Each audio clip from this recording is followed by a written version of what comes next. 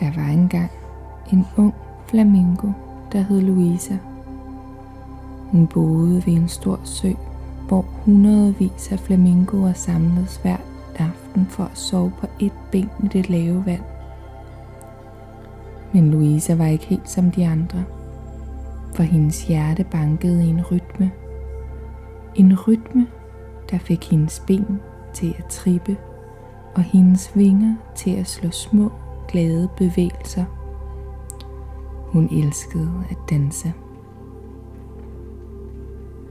Mens de andre flamingoer stod helt stille, lavede Louisa små pirouetter, drejede rundt og strakte halsen i smukke buer. Vandet sprøjtede om hende, og solen glimtede i hendes fjer, så hun næsten så ud som en flammende solnedgang.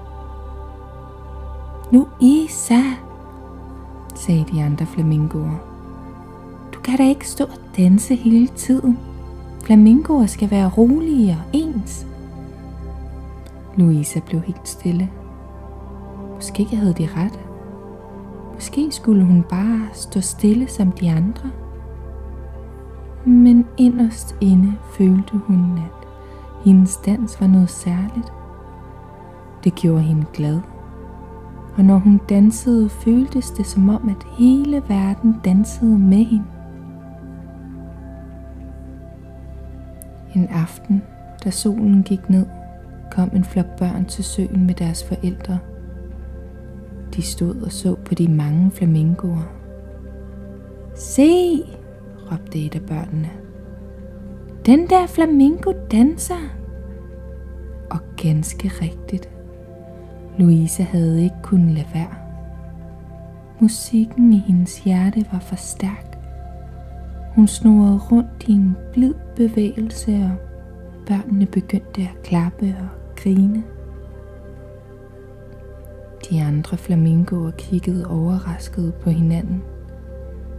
Aldrig havde menneskerne lagt så meget mærke til en af dem før.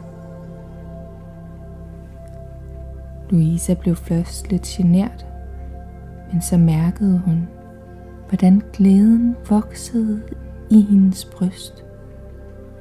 Hun strakte vingerne højt, dansede gennem det lave vand og lod dråberne springe som små gnister omkring sig. Børnene jublede, og selv de voksne smilede varmt. Senere samme aften, da solen var forsvundet bag horisonten, kom en gammel flamingo hen til hende. Han sagde, Louisa, vi har lært noget i dag. Din dans gør ikke kun dig glad, den gør andre glade. Du viser os, at vi ikke behøver at være ens for at være en del af flokken. Vi kan hver især bringe noget smukt. Louisa blev varm om hjertet. Hun behøvede ikke skjule sin dans længere. Og fra den dag af dansede hun hver aften ved søen. Og langsomt begyndte flere af de andre flamingoer at prøve små trin.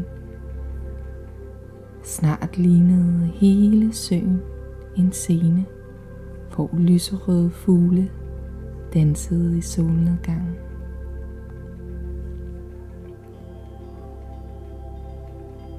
Louisa lærte, at når man tør at være sig selv og følge sin glæde, kan man sprede lys og glæde til andre.